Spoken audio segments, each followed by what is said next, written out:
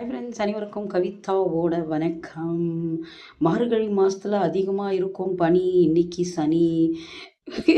சொல்லும் போதே சிரிப்பு வருது. உண்மையிலே ரொம்ப கடுப்பாக இருக்குது ஃப்ரெண்ட்ஸ். சமையல் ஏஞ்சி அந்த வெயிலில் செய்கிறதுக்கு காலையில் தனியாக ஊற்றுது ஃப்ரெண்ட்ஸ். 6:30க்கு ஏஞ்சி செய்யும் போதே செம்ம செம்ம தண்ணியாக ஊற்றுது ஃப்ரெண்ட்ஸ். சமையலே பண்ண முடியல. அது நின்று தோசைலாம் ஊற்றுனோன்னா எப்படி இருக்கணும்னு யோசனை பண்ணி பாருங்கள். இன்றைக்கி தோசை தான் நாஷ்டா. ஈஸியாக முடிக்கணும் சமையல். வேறு என்ன பண்ணுறது, ஐடியா வேறு எதுவுமே இல்லை. அதனால் தக்காளி குழம்பு வச்சுட்டோம் அது தொட்டுக்கிறதுக்கு. தக்காளி குழம்பு வச்சுட்டு நாஷ்டா அந்த வேலை ஃபினிஷ்டு. அப்புறம் சாதம் என்னமோ வெடிச்சிட்டோம் ஃப்ரெண்ட்ஸ்.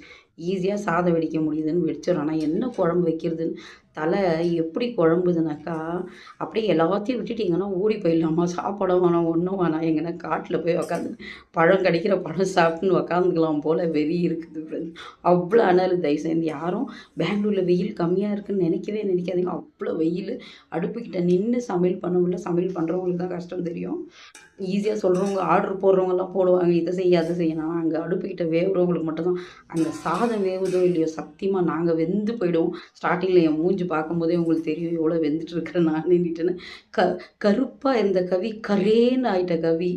சாதம் என்னமோ ஃபஸ்ட்டு வெடிச்சிட்டு ஃப்ரெண்ட் என்ன குழம்பு வைக்குதுன்னு திங்க் பண்ணி அப்புறம் என்ன பண்ணோன்னா ஈஸியாக புளி சாப்பாடு செய்யலான்னு புளியோகரை பண்ணிக்கிட்டோம் ஃப்ரெண்ட்ஸ். ஈஸியாக எல்லாேருக்கும் டிஃபனுக்கு ஒரு 3 டிக்கெட் தான். அக்காவுக்கு இன்றைக்கி அக்கா ஸ்கூலில் ரிசல்ட்டு பசங்களுக்கெல்லாம்.